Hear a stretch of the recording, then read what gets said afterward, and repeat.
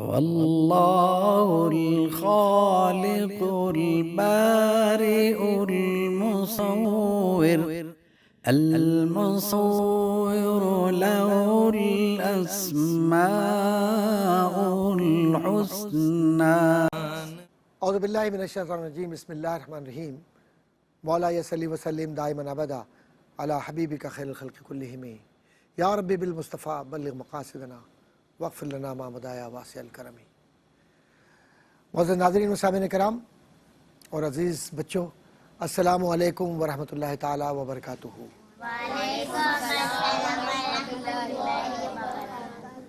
بیٹا، آج بہت ہی نازک موضوع ہے اور آج کا دن قیامت کا دن ہے، اس اعتبار سے کہ آج آخری نشست 10ویں محرم، اور واقعہ وہ جس کو سن کر پتھروں کے بھی سینے پھٹ جائیں. اور یہ گھرانہ جس کو اہل بیت اطہار کہا جاتا ہے، حضور صلی اللہ علیہ وسلم کا گھرانہ، یہ سب کربلا میں ہے.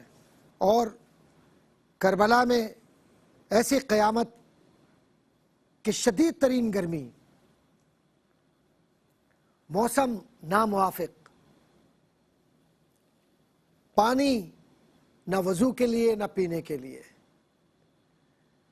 اور زبردستی یزید کا جو لشکر ہے یہ جنگ کرنا چاہتا ہے. کس کے ساتھ جنگ کرنا چاہتا ہے؟ اس گھرانے کے ساتھ جس نے امن دیا سب کو، جس نے پناہ دی سب کو، جس نے سب کے لیے دعائیں کی. اس گھرانے کے ساتھ، اس گھرانے کی بچیوں کے ساتھ، اس گھرانے کے چھوٹے بچوں کے ساتھ، اس گھرانے کی عورتوں کے ساتھ، اس گھرانے کے سربراہ امام حسین رضی اللہ تعالیٰ عنہ کے ساتھ تم جنگ کرنا چاہتے ہو؟ بڑا عجیب معاملہ ہے یہ. لیکن اللہ نے ان بدبختوں کے نصیب میں یہ لکھ دیا تھا کہ انہیں غلامی اہل بیت نہیں ملے گی.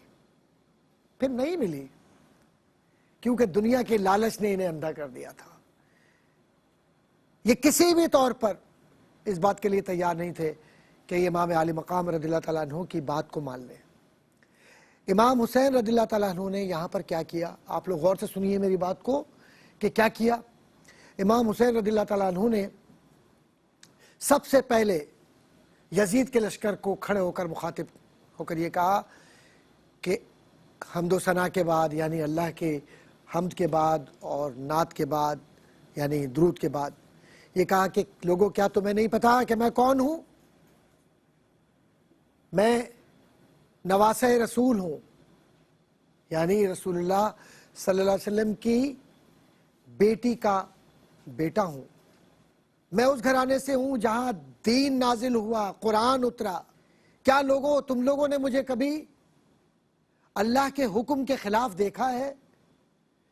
کیا کہیں تم نے یہ دیکھا کہ حسین ابن علی نے شریعت یعنی اللہ کے قانون کے خلاف کوئی بات کی ہے؟ اے لوگوں، کیا تم لوگوں نے مجھے دیکھا کہ میں نے دنیا کی کوئی لالچ کی ہو؟ اس گفتگو کا اثر ہوا، اس گفتگو کا اثر ہوا. اور لوگوں نے کہا کہ حسین ابن علی رضی اللہ تعالیٰ عنہما صحیح فرما رہے ہیں. اب انہیں ڈر ہوا کہ یہ جو حضرت امام حسین رضی اللہ تعالیٰ عنہ کی بات میں جو اثر پیدا ہوا ہے، اور بے شک وہ سچ ہے، حق ہے، اثر تو ہوگا، لہٰذا کیا کیا جائے؟ شرارت کرنا شروع کر دی انہوں نے. کبھی گھوڑوں کو ایڑ مارتے، یعنی گھوڑوں کو مارتے تاکہ گھوڑے بدکتے چیختے، کبھی نیزے اٹھاتے، کبھی تلواریں لہراتے، کبھی آوازیں لگاتے تاکہ امام حسین کی بات کو نہ سنے.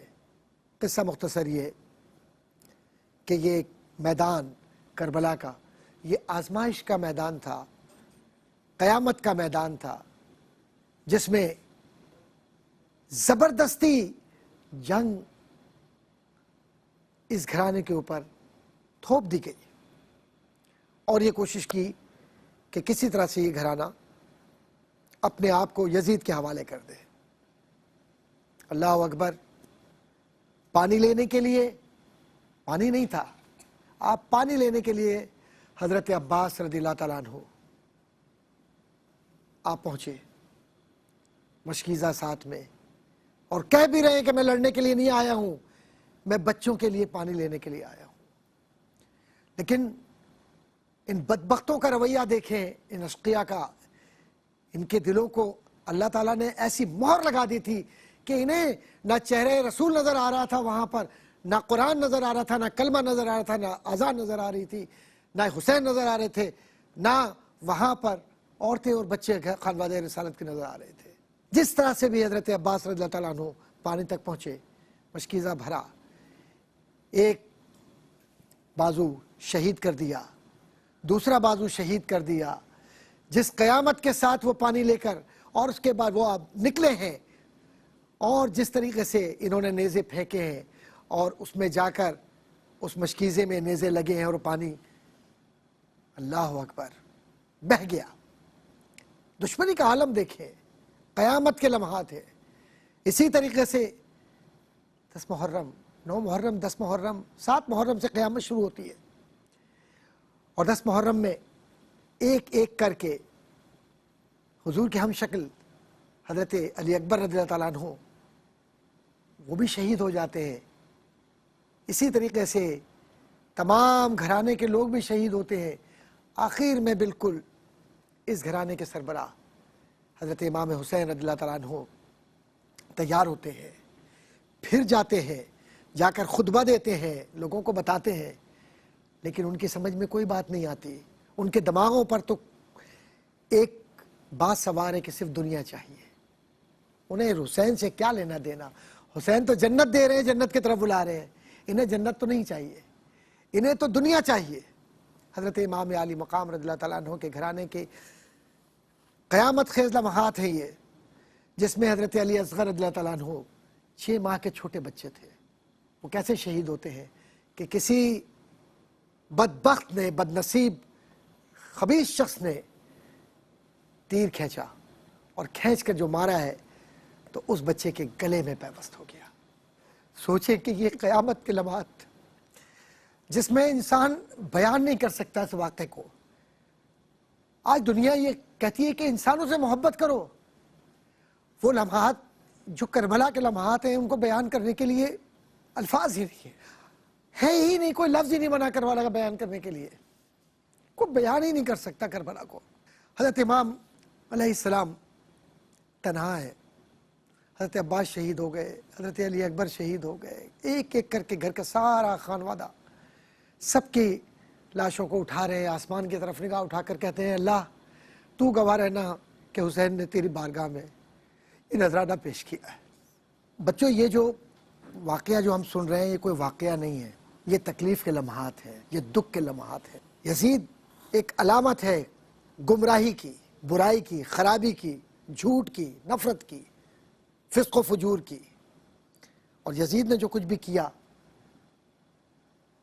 وہ یزید وہ ہے کہ جس نے امام علی مقام رضی اللہ تعالیٰ عنہ سے دشمنی کی ہے، خانوادہ اہل بیت اطہار سے دشمنی کی ہے۔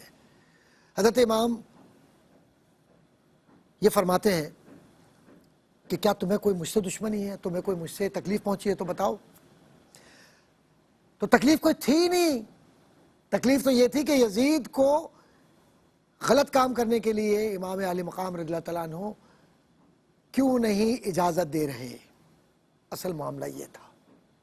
بہرحال قصہ مختصر یہ کہ امام علی مقام رضی اللہ تعالیٰ عنہ خطبہ بھی دے چکے، بات بھی کہہ چکے، لیکن ان کے دلوں پر کوئی اثر نہیں ہوا، اور انہوں نے کیا کیا؟ انہوں نے یہ کیا کہ یہ عمر بن سعد، ابن زیاد، شمر اور دیگر لوگ یہ یزید کو خوش کرنے کے لیے انہوں نے کیا کیا کہ کہیں دیر نہ ہو جائے، لہذا چیخ کے کہنے لگے دیکھو گواہ رہنا ہم نے پہلا تیر حسین کے اوپر پھینکا ہے، نعوذ باللہ من ذالک، نعوذ باللہ من ذالک، نعوذ باللہ من ذالک۔ ارے گواہ رہنا کہ تمہارے ایمانوں کے اوپر اللہ نے قفل لگا دیا ہے، تمہارے دل تاریک ہو گئے۔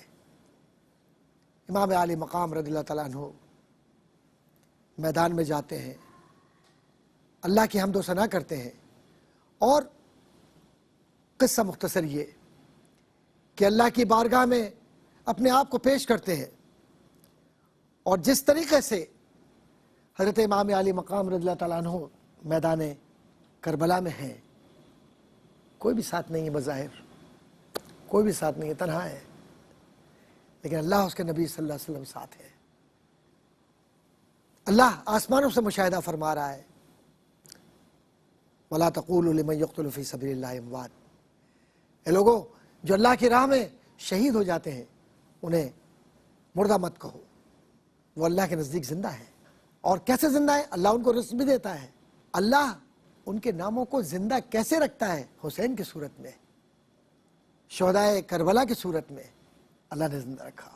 اور جب یہ آگے بڑھتے ہیں امام علی مقام رضی اللہ تعالیٰ عنہ، تلواروں سے، نیزوں سے، جتنے ہتھیار ہیں سب سے آپ کو تکلیف دی جاتی ہے، یہاں تک کہ عصر کا وقت، وہ لمحہ کہ جب حضرت امام علی مقام رضی اللہ تعالیٰ عنہ اللہ کی بارگاہ میں اپنا آخری سجدہ پیش کرتے ہیں، اور یہ وہ سجدہ ہے کہ جس کے سجدے پر بھی سجدے کو ناز ہے۔ اللہ کے نبی صلی اللہ علیہ وسلم کا وہ سجدہ جو ہم دیکھتے ہیں، وہ سجدہ حسین میں نظر آتا ہے رضی اللہ تعالیٰ عنہ۔ آپ شہید ہو جاتے ہیں، اور ان کی بدبختی یہی ختم نہیں ہوتی، آپ کے جسم مبارک سے سر کو الگ کر دیا جاتا ہے۔ کیا قیامت کے لمحات ہے یہ! سوچے کہ ایک ایسی ذات کہ کائنات کی ساری نعمتیں اس گھر سے آ رہی ہوں، اور ان کے سر مبارک کو الگ کر کے نیزے پر چڑھا کر فتح کے تم نقارے بجا رہے ہو، ہار کے، تباہی کے، بربادی کے، جہنم کے بجا رہے ہو تم نقارے اپنے۔ اللہ نے تمہارے چہروں پر ہمیشہ کے لیے لعنت لکھ دی ہے کہ تم نے رسول کے دل کو دکھایا ہے۔ اور نیزے پر بھی امام علی مقام رضی اللہ تعالیٰ عنہ کا سر مبارک قرآن کی تلاوت کر رہا ہے، اور پھر اس کے بعد یزید کے دربار میں تم قیدیوں کی طرح لے کر جا رہے ہو اس گھرانے کو۔ جناب زینب سلام اللہ علیہا، میرے ماں باپ ہم سب ان پہ قربان، اس پورے گھرانے پر کیا تاریخی تقریر کرتی ہیں اور کیا فرماتی ہیں کہ یزید اگر تو یہ سمجھتا ہے کہ تو جیت گیا، اصل میں تو ہار گیا ہے، دین اسلام جیت گیا ہے، حسین و حسینیت جیت گئی ہے۔ آج ضرورت اس بات کی ہے کہ شہادت امام علی مقام رضی اللہ تعالیٰ عنہ سے ہم وہ سبق سیکھیں جس میں سچ ہو، محبت ہو، روحانیت ہو، اور کسی کو تکلیف نہ دیں، دعائیں دیں، کیونکہ یہی ہم نے ان کی سیرت سے اور کردار سے سیکھا ہے۔ جی بیٹا، آپ سوال کرنا چاہ رہے ہیں اور آپ کے ذہن میں کوئی سوال ہوگا، کیا سوال آپ کے ذہن میں ہے؟ جی، میرا یہ سوال ہے کہ ہمیں آج کے موضوع سے، کربلا کے موضوع سے کیا سبق ملتا ہے؟ کربلا کا موضوع بیٹا ہمیں یہ سکھاتا ہے کہ ہم حق اور سچ کو زندگی کا حصہ بنا لیں، اپنی زندگی کے اندر کسی کو تکلیف نہ دیں، کسی کے غلط کام کا حصہ نہ بنے، شریعت کو اپنی زندگی کا حصہ بنائے، چاہے کچھ بھی ہو جائے، دنیا جاتی ہے جائے، لیکن شریعت ہم سے کبھی الگ نہ ہو، اور محبت رسول اور محبت اہل بیت ہماری زندگی کا حصہ بن جائے۔ یہ سب سے بڑا کربلا کا درس ہے۔ بیٹا، آپ بھی سوال کرنا چاہ رہی ہیں؟ ام ہانی، آپ کیا سوال کرنا چاہتی ہیں، بتائیے۔ دین اسلام کو کربلا کے واقعے سے کیسے طاقت ملی؟ بیٹا، دین اسلام بچا ہی کربلا میں ہے۔ دین اسلام جس میں نماز، روزہ، زکوٰۃ، حج، ہمارا معاشرہ، کلمہ، اذان، نماز، سب کچھ کربلا کی وجہ سے بچ گئی، ورنہ یزید پر چلتے تو وہ سارا کا سارا تباہ کر کے دین اسلام کو ختم کر دیتا۔ لیکن قربان جائیے اہل بیت اطہار کے قدموں پر کہ اگر وہ اپنی زندگیوں کو نہ دیتے تو آج ہم کلمہ اور نماز اور مسجد کو جانتے ہی نہیں، کیونکہ یزید تو وہ تھا کہ جس نے مدینے کے اندر یعنی مسجد نبوی میں گھوڑے بندھوا دیے، جس نے خانہ کعبہ پر پتھراؤ کرا دیا، جس نے مسلمانوں کو تباہ کر دیا۔ لیکن اللہ کے نبی صلی اللہ علیہ وسلم کے گھرانے نے دین کو بچایا، انسانیت کو بچایا، امن دیا، اور سب سے بڑھ کر ہمیں زندہ رہنے کا سلیقہ سکھلایا۔ اسی لیے ہم نے یہ جو اپنے پروگرام کیے ہیں، کیو ٹی وی ARYQ TV کی طرف سے، اس کا بنیادی مقصد یہی تھا کہ ہم اپنے بچوں کو اپنے بہن بھائیوں کو یہ بتلائیں کہ اہل بیت اطہار سے محبت کیوں ضروری ہے۔ اس لیے ضروری ہے کہ یہ وہی لوگ ہیں جنہوں نے ہمیں محبت سکھلائی ہے، اس لیے ہم ان سے محبت کریں۔ یہ وہی لوگ ہیں جنہوں نے ہمیں کلمہ سکھایا، جنہوں نے ہمیں زندہ رہنے کا سلیقہ سکھلایا، جنہوں نے ہمیں انما المؤمنون اخوہ یعنی مومن ایک دوسرے کے بہن بھائی ہیں، رشتے ہیں ہمارے، یہ سکھلا دیا۔ تو جب ہمیں ایک رشتے میں باندھ دیا اور اپنی زندگیاں ہمارے لیے دے دی، تو آج کربلا کا پیغام یہ ہے کہ لوگوں نفرتوں سے دور ہو جاؤ، ایک دوسرے کے ساتھ ہو جاؤ تاکہ دین اسلام مضبوط ہو اور ایمان مضبوط ہو۔ اللہ تبارک و تعالیٰ سے دعا ہے کہ اللہ تعالیٰ ہمارے تمام جو گفتگو اور جو باتیں ہماری ہوئی ہیں اس کو اپنی بارگاہ میں قبول و منظور فرمائے پروردگار عالم، اور ہم سب کو کربلا والوں کے راستے پر چلنے کی توفیق عطا فرمائے، آمین۔ وآخر دعوانا الحمدللہ رب العالمین، والسلام علیکم ورحمۃ اللہ تعالی وبرکاتہ۔